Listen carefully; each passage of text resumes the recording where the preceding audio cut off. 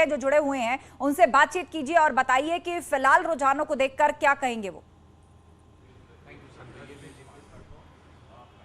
बिल्कुल, देखिए लखनऊ समेत पूरे उत्तर प्रदेश में Bharatiya Janata party clean sweep की लगभग तरफ बढ़ रही है और हमारे साथ में जेपीएस राठौर जी हैं, योगी सरकार में वरिष्ठ मंत्री हैं। इसके अलावा जो चुनावी प्रबंधन की एमएलसी चुनाव की पूरे उत्तर प्रदेश की जिम्मेदारी थी वो जेपीएस राठौर जी के कंधे पे थी। सर, विधानसभा चुनाव जी रिकॉर्ड कायम किया, आप ही चुनावी प्रबंधन के इंचार्ज थे। इस बार फिर एमएलसी के चुनाव में भारतीय जनता पार्टी जीतती नजर आ रही है। ऐसा है कि ये कोई प्रबंधन का इंचार्ज या प्रभारी होना एक औपचारिकता मात्र रहता है। भारतीय जनता पार्टी में सामूहिकता से काम होता है। सभी भारतीय जनता पार्टी के कार्यकर्ताओं ने बहुत ही मेहनत के साथ काम किया है। इसकी वजह से प्रचंड बहुमत हमको विधानसभा के चुनाव मिली। अब एमएलसी के चुनाव में भी जिस तरीके से इतनी बड़ी जीत भारतीय जनता पार्टी को मिलने जा रही है जो कभी किसी पार्टी को नहीं मिली, इसके साथ ही विधान परिषद में भी हमारा बहुमत हो जाएगा, जिसके कारण जन कल्याणकारी जितनी योजनाएं हैं, जितनी नीतियां हैं, उनको उनके बिल पास कराना अब विधानमंडल से आसान होगा। सर, 2 सीटें जो आप लोग हार रहे हैं उसके लिए क्या कहेंगे? अरे 2 सीटें वो भी क्या सपा जीत रही है, बसपा जीत रही है, कांग्रेस जीत रही है, उन 2 सीटों पे निर्दल जीत रहे हैं। तो इस प्रकार से ये 36 में 34 सीट भी बहुत ज़्यादा बड़ी जीत है और मुझे लगता है कि क्लीन स्वीप है भारतीय जनता पार्टी के लिए। और अगर 1-2 सीट भी दूसरा नहीं जीतेंगे तो कहेंगे इन लोगों ने सब गड़बड़ कर डाला है।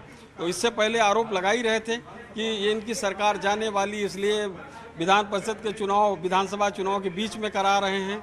तो वो तो निर्वाचन आयोग को धन्यवाद देना चाहता हूँ कि उन्होंने चुनाव आगे टाल दिया, तो हमारी इज्जत बच गई। विधानसभा चुनाव भी हम जीत गए, आगे एमएलसी के भी चुनाव जीत गए।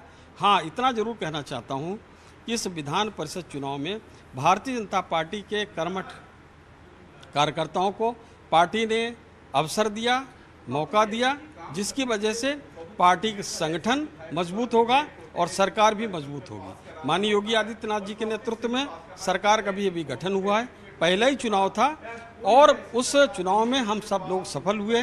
इसके लिए माननीय योगी आदित्यनाथ जी, माननीय प्रदेश अध्यक्ष स्वतंत्र देव सिंह जी, माननीय प्रदेश महामंत्री संगठन सुनील बंसल जी, सभी का आभार व्यक्त करना चाहता हूँ जिन्होंने पूरे योजना रचना बनाकर और इतनी बड़ी जीत दिलाने का काम किया। अंतिम सवाल है कि जिस तरीके से अखिलेश यादव के जो करीबी नेता माने जाते रहे, चाहे वो सुनील सिंह साजन हो या फिर संतोष यादव सनी हो, आप लोगों ने उनके लिए भी एक विशेष रणनीति बनाई।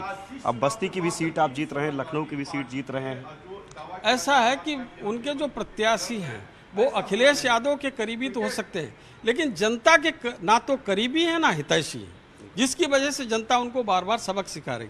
तो अगर चुनाव जीतना है, अखिलेश यादव के करीबी होने से चुनाव नहीं जीत सकता कोई। जनता का करीबी होगा, जनता के हितैषी होगा, तभी चुनाव जीत सकता है। लगातार सर सपा आरोप लगाती रही कि आप लोगों ने प्रशासनिक अमले का दुरुपयोग किया।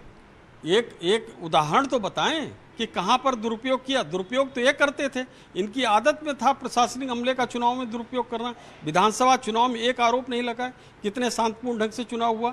और एमएलसी के चुनाव में भी इन्होंने किस तरीके से उत्पात पिछले चुनाव में करे थे। भारतीय जनता पार्टी की सरकार में कितने शांतिपूर्ण ढंग से एमएलसी का चुनाव हुआ, कहीं कोई अपहरण हुआ, कहीं कोई गुंडागर्दी हुई। इस तरीके से शांतिपूर्ण ढंग से चुनाव हो नहीं सकता। धन्यवाद। तो ये थे जेपीएस राठौर जी, चुनावी प्रबंधन के इंचार्ज थे। और इसके साथ ही जो सबसे अहम बात है कि जो पंचायत चुनाव उत्तर प्रदेश में हुए थे उसके भी जेपीएस राठौर के पास ही जिम्मेदारी थी। तो एक बात साफ है, अगर हम बात करें बस्ती सीट की, वो सीट बड़ी चुनौतीपूर्ण मानी जाती थी। वहां से संतोष यादव सनी जो कि अखिलेश कैंप के काफी करीबी एमएलसी थे, और इसके अलावा सुनील सिंह साजन जो कि लखनऊ से यहाँ से एमएलसी लखनऊ 9 सीट से थे, वो भी अखिलेश यादव के बहुत करीबी थे। लेकिन दोनों सीटें भारतीय जनता पार्टी बड़े अंतर से जीत गई है। बिल्कुल, तो एक प्रचंड जीत की तरफ भाजपा यहां पर बढ़ रही है। विधान परिषद चुनावों के रुझान इस वक्त